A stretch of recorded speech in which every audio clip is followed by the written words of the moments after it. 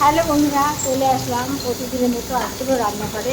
আজকে বেশি কিছু রান্না করবো না, আজকে রান্না করব কাতলা মাছ দিয়ে আলু দিয়ে আর পেঁয়াজ দিয়ে একটা মাছের ঝোল, আর করব আমের চাটনি, আর হবে উচ্ছে ভাজা আর বরবটি ভাজা। বরবটিগুলো শুকিয়ে আছে। দেখো মা, দেখো মিঠাই এসে বসে আছে, মিঠাই বসে আছে। মা আমাকে ভাজা মাজা এত ভাজা কারেন্ট হয়ে গেছিলো, মিঠাইকে দেখে মিঠাই এখন কারেন্ট হয়ে গেছে না, মাইক্রোওয়েভে ভাতগুলো ঝটপট করে দেবো। তাহলে এই দেখো বরবটিগুলো শুকিয়ে শুকিয়ে যাচ্ছে, পটলগুলো শুকিয়ে সব ফ্রিজে রেখি, কালকে মোস্তানি করে আবার বর বাইরে রেখেছি।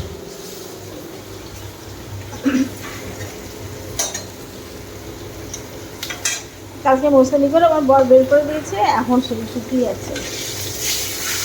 তোমরা কি রান্না করেছো?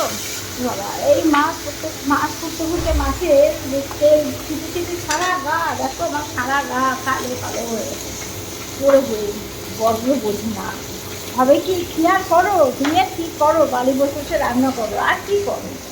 রান্না কথাটা কিন্তু ছোটো, কিন্তু করে দেখো কেমন লাগে। হ্যাঁ, কাটা ধোয়া তারপর রান্না করা, তখন প্রাণটা বেরিয়ে যাবে, বুঝতে পারছো? হ্যাঁ বন্ধু, আমি সত্যি রান্না ছাড়া কিছু করি না, কিন্তু সেই রান্নারও করতে কত কষ্ট বলো। আমি মেয়েকে দিন ভরে বলি লোক রাখ, রান্নার লোক রাখ। না, রান্নার লোক রাখবো না, রান্নার লোক রাখবো না। রান্নার লোক থাকতে কেউ রান্নার লোক রাখে? হ্যাঁ, রাত থাকতে গাছের আমি বুঝি না, বুঝেছো? যেদিন আমি থাকবো না সেদিন বুঝবে মা কত কষ্ট করছে। দেখো বন্ধুরা, ভাত হয়ে গেছে, ভাতটাকে উপর দিয়েছি, সামনে একটা গ্লাস দিয়ে দিয়েছি যাতে ভাতটা না পড়ে যায়। আর দেখো পেঁয়াজটা কেটেছি, দেখো পেঁয়াজ কেটেছি মাছের ঝোল করার জন্য। তাড়াতাড়ি করে এরকম মাছগুলো ভাজা হয়ে গেছে, এই আমি 6টা মাছ নিয়েছি। আর তাড়াতাড়ি করে করছি কেন বলো তো, মাছের ঝোলটা করে নেবো, পরে দিদি চলে গেলে, কাজে দিদি এই ঢুকলো আমার, দিদি চলে গেলে আমি তারপরে বরবটি ভাজা উচ্ছে ভাজা করতে দেবো। এখন আপনাদের মাছের ঝোলটা করে ওনার রান্নাঘরটা ছেড়ে দিই, রান্নাঘরে কাজটা মিশিয়ে নিই, পরে বসে দিদি বসিয়ে সেটা করবো।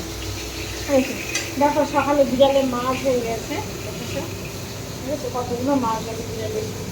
ভাত গরম করলাম, ভাত দিয়ে বসিয়েছি মাইক্রোওভেনটা কারেন্ট হয়ে গেল। তখন কী করবো, তারপরে আমি ভাত গ্যাসে বসিয়ে একটা বাটির ভিতরে বসিয়ে জল ছিটিয়ে দিয়ে ঢেকে দিয়েছিলাম। আস্তে নিবু গ্যাসে দিয়েছিলাম, সে ভাতটা গরম হয়ে গেছে, এবার ভাত দেওয়া হয়ে গেছে, গরম হয়ে গেছে।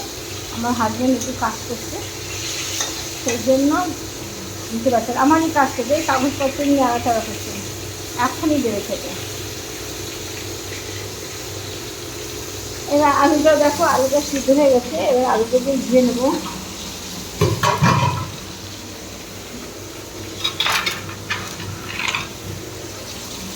এখনকার দিনে বটি সব ভুলে গেছে বলো, বটিতে কাজ করে সব আমরা ভুলে গেছি। আমরা যখন ছোটো ছিলাম মা কাকিমারা বটিতে কাজ করতো, আমিও বটির কাজ করি, কিন্তু আমার মেয়ে বটিতে কাজ করতে পারে না।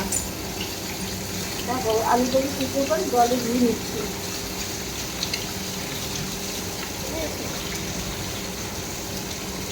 এবার বসে দেবো, ঝটঝট করে হয়ে যাবে, তারপর দিদি রান্না করবো। তোমরা ভালো থেকে, আমি সেই 5:30টায় গেছি, উঠে হাঁটতে গেছি, হেঁটে এসে আর বসি নিয়ে গেল বন্ধুরা। আমার হাজবেন্ড বলছি তুমি এখন রান্না করে শুয়ে পড়ছো, তাহলে কষ্ট কম হবে।